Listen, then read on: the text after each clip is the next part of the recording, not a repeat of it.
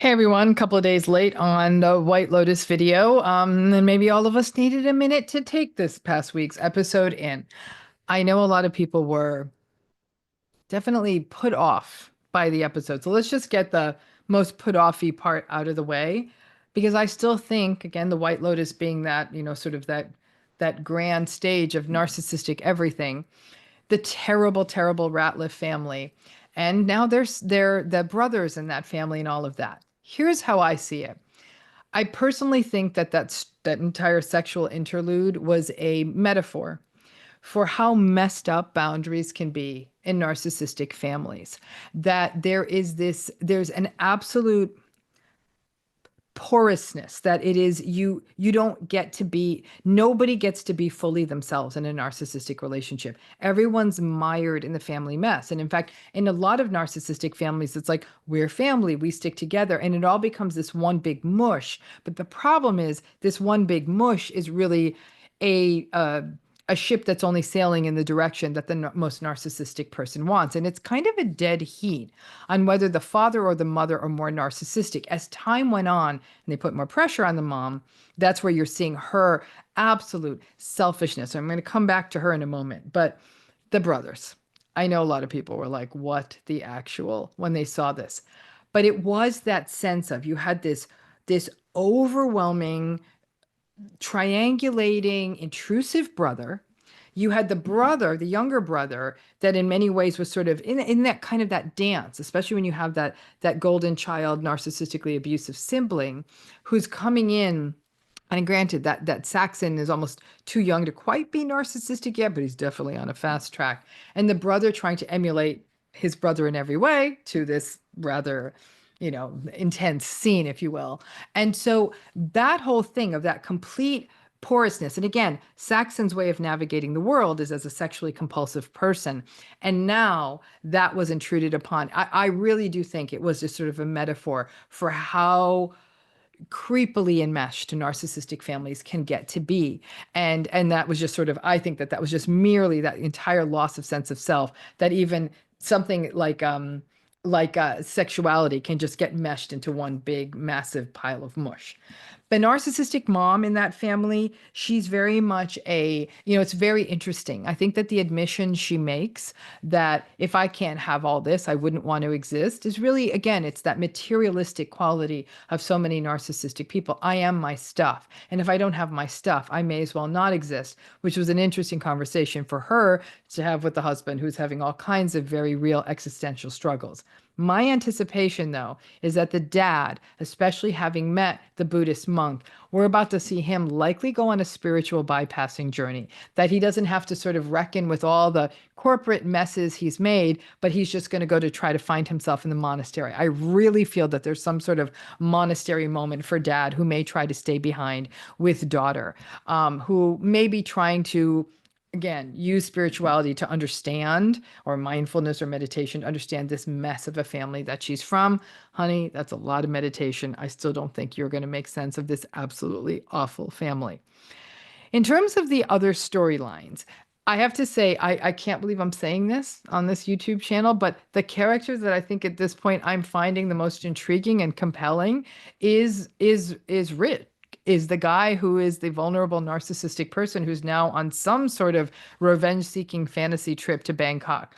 I will probably always treasure that scene from the prior week with his friend in the bar, but this week you can sense this interest. There's such an interesting piece to that character. That this actor is playing him so brilliantly because we find ourselves at times getting pulled into this softness and being put off by this vindictiveness. He's so abrupt with his girlfriend, but the girlfriend is in this sort of almost wise trauma bond with him.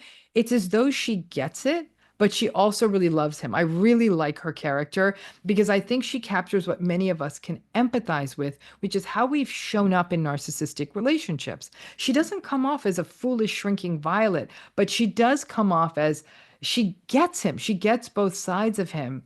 And she's able to make it work, but we don't see her getting devastated when he's so abrupt. There's a bit of a shrug. Girlfriend may have found some form of radical acceptance here, but that character I find fascinating, and how we're kind of lost in this, like, well, like maybe we kind of want him to maybe get revenge and maybe he'll feel whole again. We don't know. fascinating, fascinating storyline. And I think it really speaks to how vulnerable narcissism, more than almost any other form of narcissism, really more than any other form of narcissism, really, really plays with our minds. If I can tell you how distasteful I find those three women, in fact, when they're on the screen, I don't even watch the show. I think the actresses are amazing because I absolutely hate these three characters. But we had that whole sequence of, in a way, toxic friend groups never quite age out of where they started, right? So high school mean girls kind of stay high school mean girls, and that's kind of where these gals are at. And there's a lot of that kind of triangulation and the poking and the passive aggression and the I still have to get the guy, and the whole thing is, again, those of you who might say, I feel like this person is as emotionally stunted as they were in high school and now we're 45, they are. That's the nature of this. I don't think any of them are particularly toxic. I think they're all absolutely ridiculous.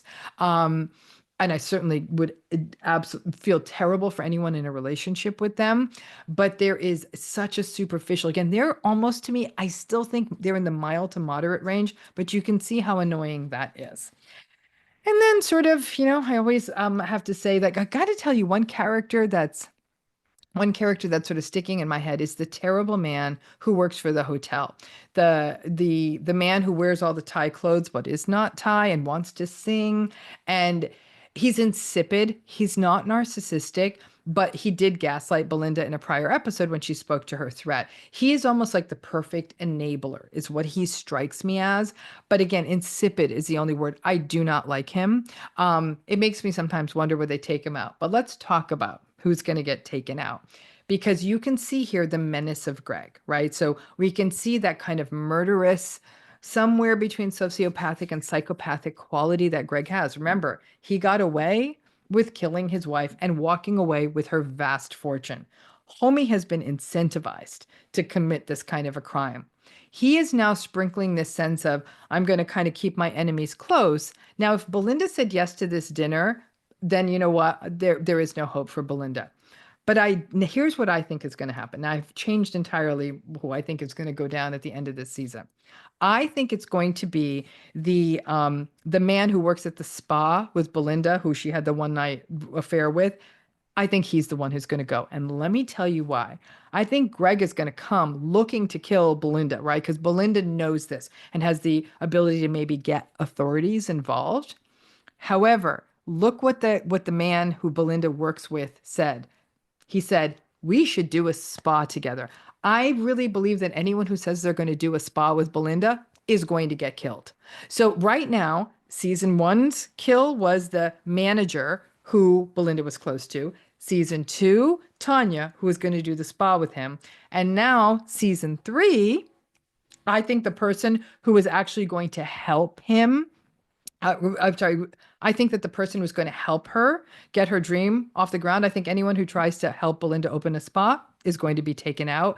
So I actually feel pretty confident that he's going to set out to kill Belinda, but then the man, her lover man, is going to get in the way or try to protect her, and he's going to be the one that gets killed. That's my guess. I'm kind of sticking to this one. I feel good. You might think it's flimsy. I feel it. We're coming to the end of the season, though. Only a couple more episodes yet. I can't wait till the three women leave, and really watch the Ratliff family kind of meet their inevitable narcissistic demise. But I got to tell you, I don't know if Rick's going to work something through by meeting up with the person who he thinks took it all away from him. A lot of people with these personalities think that there's one moment of witness that's going to fix everything. Obviously, it doesn't, but I'm looking forward to the next two episodes. Thanks again.